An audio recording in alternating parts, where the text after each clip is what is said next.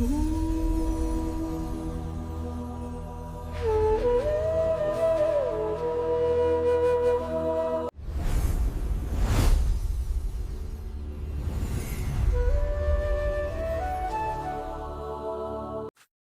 जी। राधे राधे। महाराज जी सादर प्रणाम। महाराज जी, अध्यात्म की तरफ चलते चलते अचानक मन विचलित सा हो जाता है, उल्टे से ख्याल आते हैं, नकारात्मक ऊर्जाएं उत्पन्न सी होती हैं महाराज। हाँ, वो चूंकि संसार का मनोरंजन उसको प्रिय लगता है, मन को मनमानी आचरण करना उसको प्रिय लगता है। उसकी गलती नहीं है, हम जहां उसको लगाते हैं वहीं वो राजी होने लगता है। अब जैसे अध्यात्म मार्ग में लगा रहे हैं तो इसमें जहां जहां वो लगा रहा है उसके विरुद्ध बात है। उसको भोग चाहिए, उसको हर इंद्रिय के मना खष्टान इंद्रियाणी प्रकृति स्थान कर सती, 5 ज्ञानेंद्रियों के द्वारा वो विषयों में विचरने का स्वभाव बना लिया है। भगवान कह रहे हैं आप भगवान के अंश, ममैवांशो जीव लोके जीव भूता सनातना मना खष्टान इंद्रियाणी प्रकृति स्थान कर सती। आप इस मन के भुलावे में आकर, मन भोगों के भुलावे में आपको फंसाकर ये सदैव अधीन रखा है। अब अध्यात्म सुनना शुरू किया, अध्यात्म चल तो अध्यात्म में मन को वश में किया जाता है और अभी तक आप मन के वश में रहे। तो जब आप सपोर्ट नहीं देंगे तो वो आपका सपोर्ट करने लगेगा। इसकी चाल समझना, क्योंकि आपके बिना उसकी कोई सत्ता नहीं, वो आपके बिना कुछ नहीं कर सकता, आपके दस्तखत से ही करेगा।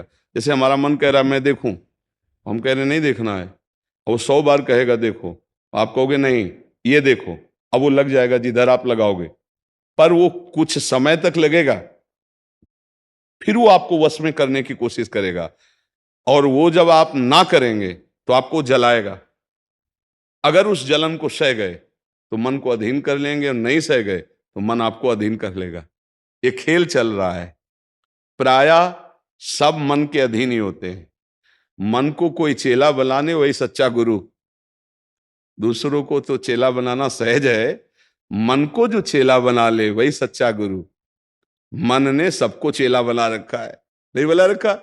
जैसा जैसा कहता है वैसे ही करना पड़ता है। और बड़ा बात यह है कि मन को हम जैसा कहें शास्त्र आज्ञा से वैसा चला ले, सो महात्मा, वही गुरु, वही भक्त। नहीं तो भाई भेष चाहे जो हो, पर मन के अधीनता से मुक्त होना बहुत कठिन होता है। कोई बिरला मन को अधीन करके भगवान की प्राप्ति करता है। तो आप लोग उसी बिरले में हैं, क्योंकि अगर सत्संग मिल रहा है, साधु संग मिल रहा है, और अध्यात्म की बातें सुन रहे हैं, अध्यात्म में चल रहे हैं, तो हम ये नहीं कह सकते कि हमारे ऊपर भगवान की कृपा नहीं। कृपा है, पर हमें विचलित नहीं होना। कम से कम ये बात आप स्वीकार करते हैं कि कभी कभी वो हमको गिराने की कोशिश करता है, अर्थात आपका बहुत सहयोग देने लगा है। तो एक समय था कि हम पूरे उसके अधीन थे, आज है कि आधा आधा हो गया है। आधा वो हमारे अधीन हो रहा है, आधा अपने अधीन करना चाहता है। तो चढ़ाई और चढ़ते जाओ, उसके पॉइंट कम करते जाओ, अपने पॉइंट बढ़ाते जाओ कि अब 60%, अब 65%, अब 70%। फिर जिस दिन 100% तो तुम्हारे अधीन हो गया, उसी दिन भगवान के आनंद का जो स्वरूप है वो प्रकाशित कर देगा। अब ये लड़ाई बहुत जोर की है, छोटी मोटी लड़ाई नहीं है। वो छोटा मोटा शक्तिशाली नहीं, बहुत शक्तिशाली है। क्या? आपको सपोर्ट देगा, राधा राधा राधा, फिर धीरे से आपके सामने रखेगा। देखो इतने दिन जब करते हुआ कोई सुख तो नहीं मिल रहा, इसको भोगो, अभी आनंद आ जाएगा। और देखो ये भोग आपके पास व्यवस्थित है, देखो ना, अभी आनंद आ जाएगा। अच्छा, अब रुका राधा नाम, अब वो उस भोग में ले गया। अब राधा नाम जपना चाहोगे तो अच्छा नहीं लगेगा, अरुचि, वो अपने अधीन करता चला जाएगा। कोई विवेकवान गुरु कृपा पात्र इसकी ये चाल समझ जाता है, अरे अरे मुझे तो पुनः फंसा रहा है, गिरा रहा है। नहीं नहीं नहीं, राधा राधा राधा राधा राधा राधा राधा राधा राधा, तब बचा जा सकता है। ये बहुत प्रवीण है मन, बहुत फुसला के फंसाता है। ऐसे ही फंसाता है कि देखो देख लेंगे, छुएंगे थोड़ी, नजदीक पहुंचा जिस विषय का छू लेंगे, कुछ होगा थोड़ी। और धीरे धीरे धीरे वो तुम्हें लगेगा कि यार गलती हो गई, ऐसा क्यों हो गया, ऐसा यूं हो गया कि उसकी चाल को नहीं समझ पाए हम, उसकी चाल को नहीं समझ पाए। हर एक इंद्री के साथ ये जुड़ा हुआ है। ये सुन लेंगे, ये देख लेंगे, ये छू लेंगे, ये भोग लेंगे, इन्हीं इंद्रियों के कारण हमें परमात्मा प्राप्ति नहीं हो रही। यही इंद्रियां भोगों में फंसाए हुए हैं और उसका मुखिया ये मन है। और ये बहुत चतुर मंत्री है आपका मंत्री। पर ऐसा समझ लो कि भोला राजा और चतुर मंत्री, तो उसकी दुर्दशा कैसी होती राजा की। जो सलाह देता है वैसे ही कर देता है और वो फंसता चला जाता है। और मंत्री अपने को बलवान बनाकर केवल नाम मात्र का राजा उसको बनाए हुए सारा काम वही कर रहा है। देख लो आप, नाम मात्र के आप जीवात्मा भगवान के अंश हो, सारा काम वही मन कर रहा है। हमारा मन कर रहा है आज ये खाएं तो हम खाएं, नहीं, ये मन की मांग है, तेरी मांग नहीं है। लेकिन ऐसा कौन भेद पैदा कर पाता है। अब मेरा मन कह रहा है आज ये देखा जाए, तो अब भाई देखा जाए। मेरा मन कह रहा है, तो कभी कभी मन अच्छा सपोर्ट करता है। जैसे आपको मन ने ही कहा चलो चलते हैं सत्संग में, बाबा के पास बैठते हैं वृंदावन में, तो अच्छा सपोर्ट दिया ना। वो सपोर्ट ना देता तो आप नहीं आ पाते। बस इसको अच्छे सपोर्ट के पॉइंट में लगाते रहो। और जब बुरा सपोर्ट करे उस समय सहना बहुत कठिन होता है। अगर मन ने ठान लिया कि अब ये करना है और आपने कह दिया ना, तो आपको जलाना शुरू करेगा। और उस जलन को जो सह गया, यम ही न व्यथ्यन्ते ते पुरुषम पुरुषर्षव सम दुखा सुखाधीरम स्वमृतत्वाय कल्पते, उस जलन को जो सह गया सो भगवान को प्राप्त करने की सामर्थ्य रख लेता है। बहुत कठिन है मन की जलन को सहना। बाहर के थप्पड़ सह जाना सही, लेकिन मन के थप्पड़ सहना बहुत कठिन, सबको गिरा देता है। इसका बहुत विचित्र बल होता है और इससे बचने का केवल एक उपाय है, नाम जप न छूटे और ये स्वीकार मत करो कि मुझे चाहिए। जैसे मन कह रहा है आज उस होटल में चलते हैं, अब रसेंद्री और मन एक हो गया है। अब आपको लगता है मेरी मांग है, तो बोले भाई आज मेरा मन कह रहा यही, आज मेरा मन कह रहा है कि आज उस होटल का भोजन होना चाहिए। अरे तेरा मन कह रहा है, तू खुद कह रहा है, अब उसमें निर्णय करो सही है कि गलत। अगर गलत लग रहा है इसकी चाल तो आप मत जाओ। घर में रोटी दाल बनाओ, इसको अच्छा नहीं लगेगा, ये 100 बार कहेगा नहीं नहीं, तो आपको नहीं भाई आज तो यही खाना पड़ेगा। कल भले विचार करेंगे, कल विचार करेंगे आपकी बात पर आज नहीं, आज तो ऐसे बस में करना होता है। एक साधु के मन में आई कि खीर मिले, बहुत दिन से नहीं मिली। मन है कभी कुछ भी सोच सकता है, बहुत व्याकुलता हो गई, बस खीर खीर खीर। तो एक भगत के यहाँ गए, 10-5 गाय भैंस बंधी थी। उन्होंने कहा कि आपकी श्रद्धा है संतों पर। उन्होंने कहा महाराज आदेश कीजिए। तो बोले 10 संतों के लिए खीर बना सकते हो आप?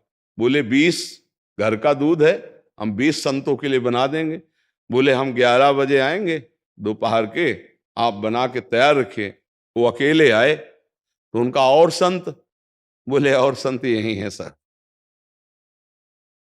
अकेले कमरे में बैठे 20 संतों की खीर, और कहा आप लोग बाहर हो जाइए, हम एकांत में पाना चाहते हैं। वो पाए तो भाई 20 संतों के लिए खीर बनी, मतलब 20 पेट भर जाए। तो अब पाए, फिर एकदम यहां तक हो गए तो उल्टी हो गई, फिर मिलाया उसी को। फिर मन कह रहा नहीं अब खीर नहीं चाहिए। बोले नहीं, खाओ खाओ खीर खाओ। रोमांच हो गया, नहीं खाएंगे एकदम। तो बोले जिंदगी में खीर का नाम मत लेना, जिंदगी। तो या तो ऐसे उतरो, या तो ऐसे उतरो। इसको वश में करना बहुत अच्छा। एकदम विरोध भी नहीं कर सकते आप इसका, चल ही नहीं पाओगे। इसका विरोध भी एकदम नहीं कर सकते, सपोर्ट भी करना पड़ेगा। तो अच्छी बात में इसका सपोर्ट करो। अब कह रहा है जैसे हमें आज मीठा खाना है, ठीक है तुम्हारी मांग बुरी नहीं है। गए किसी अच्छी दुकान से लिया, ठाकुर जी को भोग लगाया, पा लिए, तो उसका सपोर्ट हो गया। अब वो बुरी बात कह रहा है, अब नहीं मानना है। उस समय जो जलन उसे सह जाओ, बस यही साधना का है। मन को अगर अधीन कर लिया तो बात बन गई। एक हम बार बार सुनाया करते कि मन मारिया तन बस में की ना, हुआ भरम सब दूर, बाहर से कछ दिखत नाई, अंदर चमके नूर।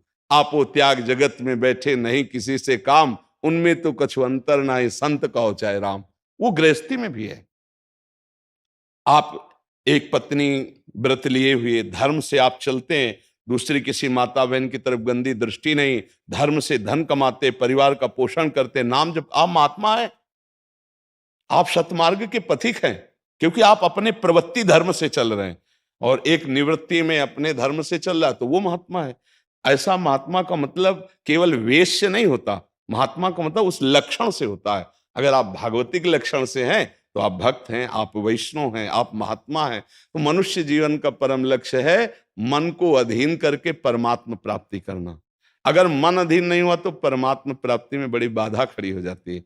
नाम जप करते रहो, धीरे धीरे वो बल आता रहेगा नाम जप से कि आप मन को अधीन कर लोगे। नहीं तो पीछे वाले बैच में यही कह रहे थे कि जितनी जेल भरी है ये सब मन से ही भरी है। नहीं बोले ऐसा क्यों किया? बोले मन ने कह दिया, आप क्या करें, और हम तो कहते थे नहीं करना, पर इस मन ने फंसा दिया। तो बोले 20 साल की सजा, अब भोगो जेल। मन की एक हरकत ने पूरा जीवन बर्बाद कर दिया, मन की एक हरकत ने फांसी पे चढ़वा दिया। वही मन की तो हरकत है। तो हमें लगता है बहुत होश में रहा जाए, ये जो मंत्री है सलाहकार मन, इस पर नजर रखी जाए कि इसकी गलत सलाह पे दस्तखत ना करो। और अगर आप स्वीकृति नहीं देंगे तो कुछ नहीं कर पाएगा, पक्का समझना। आपकी स्वीकृति से ही होता है जो कुछ होता है। आप जहां कह देते हैं कि चलो अच्छा ठीक है, बस फिर आपकी कोई गम नहीं है, वो आपसे करवा के मालेगा। इतना बलवान मन है, बड़े बड़ों से करवा लेता है।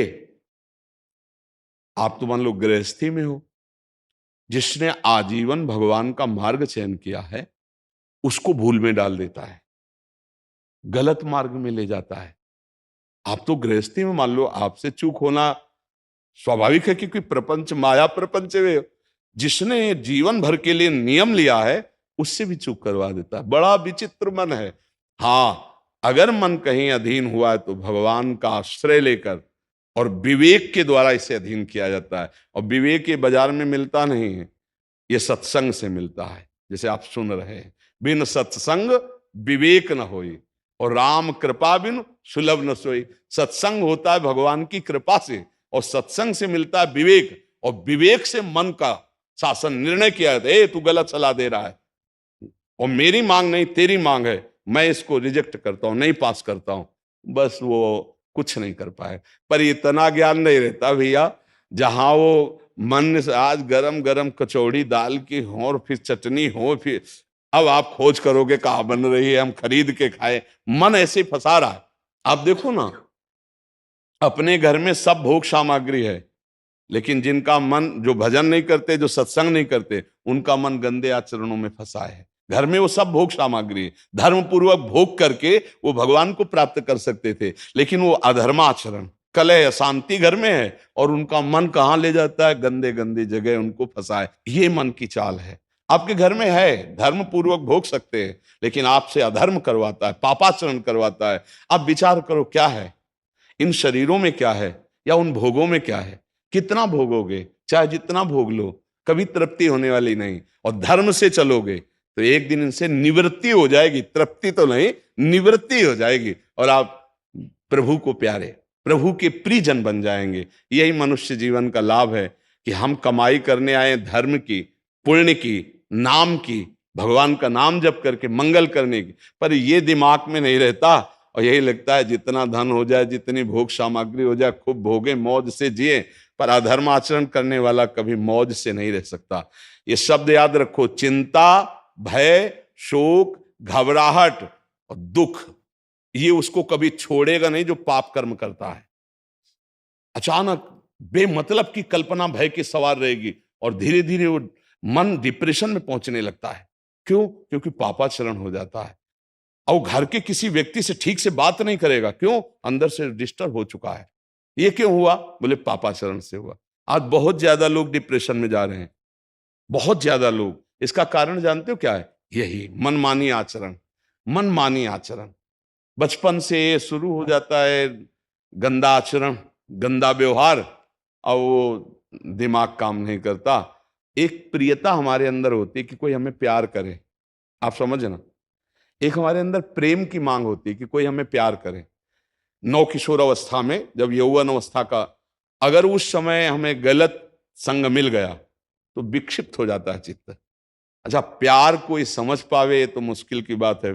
प्रेम का निर्वाह तो सिर्फ भगवान करते हैं, या भगवान प्रदत्त ऐसा कोई दे दे जो प्रेम का निर्वाह करे।